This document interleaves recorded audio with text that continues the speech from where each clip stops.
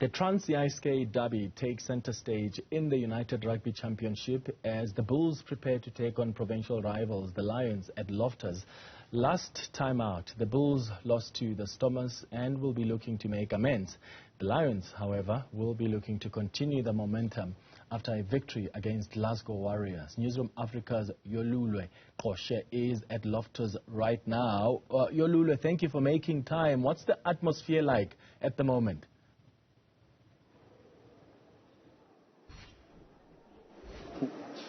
Well, a very good afternoon to you, Clement, as well as to the viewers, of course. Last week we were at the Soweto derby. This week we also had a derby, but a derby of different sorts, of course. We have switched sporting codes. We are at the Trans-Jukskei derby, as you rightfully said. It is a game between the hosts, the Bulls, who will be welcoming their visitors, the Lions, a Gauteng side, making it a provincial derby for this afternoon's game.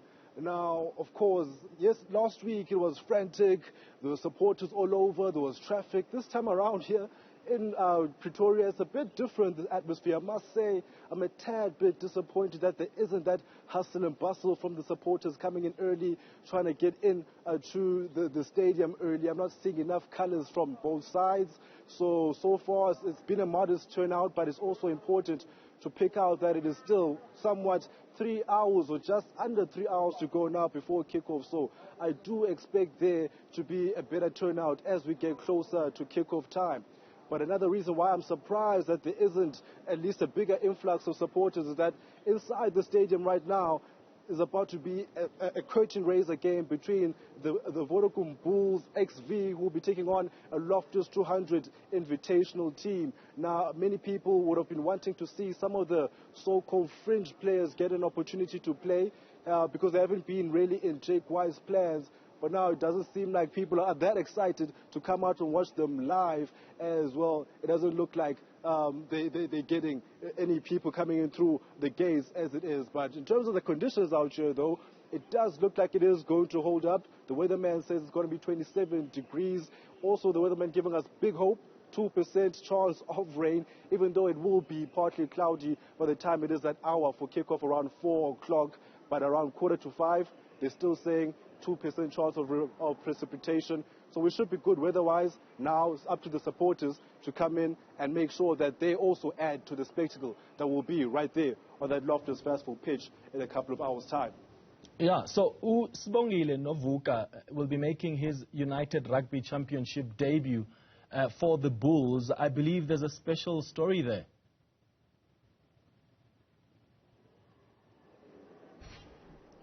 Oh, yes, Clement, that's exactly what fairy tales are made of. This is a young man from rural Eastern Cape who was just 2 years ago now, 2021, finishing off playing Varsity Shield rugby for UKZN Impi. Not even a team in the Varsity Shield that made an impact in that particular campaign. But firstly, let me just clarify, Varsity Shield, the second tier of university rugby in the country. So his story going from that particular division to the Bulls setup, first team setup, that is an incredible story, almost unheard of in South African rugby ranks. He has gone through the system gradually. They've given him some game time through the years in the Currie Cup system.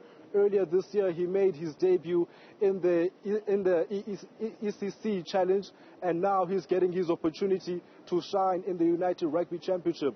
We spoke to Coach Jake White yesterday at the press conference, and he just spoke about how they uncovered the talent in Sibongile Novuka, saying that it is a very rare instance where they see a player on TV and immediately they like his physique, they like his pace, all the characteristics, saying that is a rough diamond from that particular division that they can use going forward, and they've stuck to their plan with Sibongile Novuka. Unfortunately for him, last year when he was getting his opportunities in the first team, he tore his pectoral muscle, and that then stopped, or halted rather, his progress into this particular team that is in now. But through hard work, he's worked his way back into the setup and is looking good now. From what I heard from Jake White yesterday, there's a lot of confidence being placed on this young man. Today, the stage is set for him to again prove why there's confidence in him and why they should be considering him more often going forward. It's also a very, very good story for the young people back in the Eastern Cape, and also young rugby players who are not coming from